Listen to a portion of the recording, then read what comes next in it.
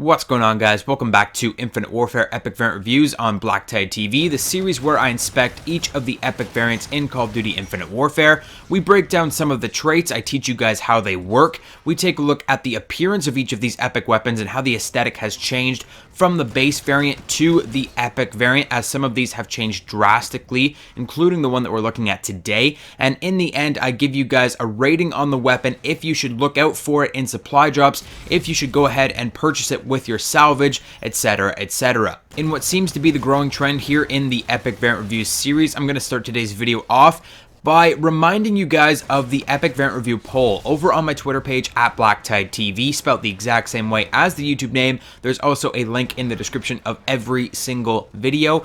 I post a new Twitter poll each and every week asking you guys, of the 4 variants provided, which one you'd like to see next. There is a poll currently running, but there will be another poll posted after this video goes out. So the poll that is currently running is going until 5 p.m. Eastern Standard Time today, Wednesday, January 25th. Now, so long as editing goes my way and YouTube uploads my video in time, this video should be live before 5 p.m. So those of you that are coming to the video on day 1, do still have a chance at voting in the poll for this Saturday. So the 4 options for that poll are the Type 2 Butcher, the Hailstorm Ordnance, the Widowmaker Smoke, and the RPR Evo Ripper.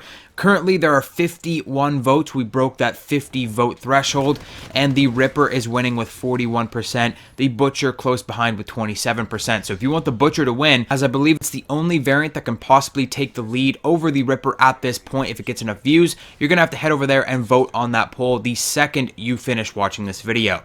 Now, if you did miss that specific Epic Variant Review poll, there will be another one posted to my Twitter page at BlackTideTV following this video's release, so don't fret, you can vote in next week's poll as well. And now, without any further ado, EVR Wednesdays being Director's Choice, I've decided to go with a variant that has been highly requested of me for quite some time now.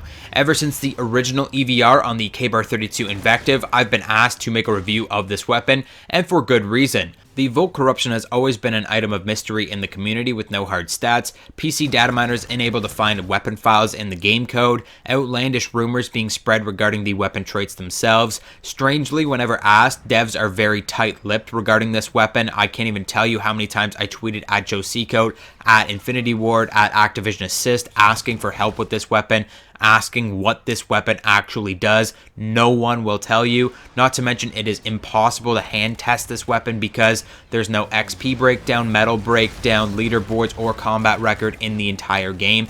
So it was a little difficult to make a video on this before now. Luckily enough, some of those previously mentioned PC data miners finally found some files on the Volk Corruption and have added all of its statistics to the community stat sheet over on the Infinite Warfare Reddit, giving us the ability to make this review today. So big thanks to those guys. I will link the stat sheet in the description down below. So the Volk Corruption, what makes it so special? Why were there so many rumors regarding this weapon? Why was it so difficult to find information on this weapon up until this point? Well, let's throw the variant card up on the screen so you guys can follow along and discuss this weapon's traits. First up, we have the epic trait Mo Money, which grants you extra experience with each and every kill. And for our common trait, you likely recognize it by now. Sharpshooter increases your damage over range, and it stacks with particle amplifier. Now, the increase to damage over range is helpful, of course, but is it that helpful? Not exactly. It's not going to be a game changer with this weapon. If you stack with particle amplifier, you will have a much better time with this weapon in getting 3-shot kills at longer ranges.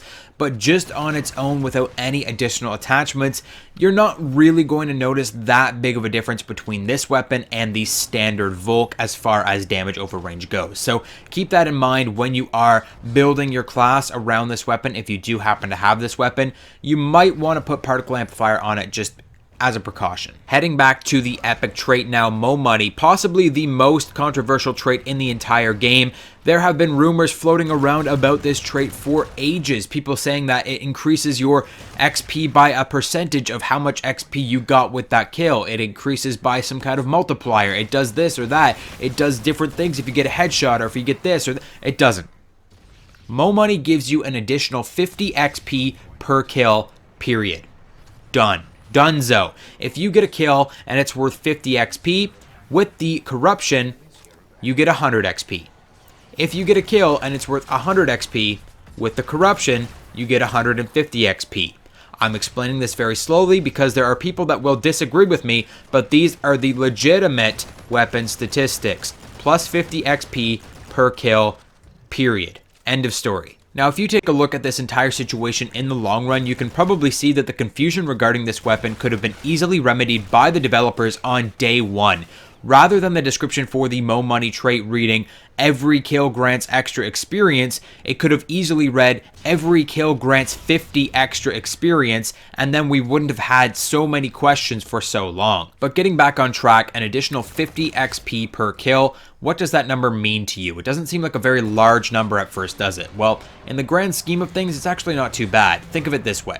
50 XP times 20 kills per game for the average player is an additional 1000 XP per game.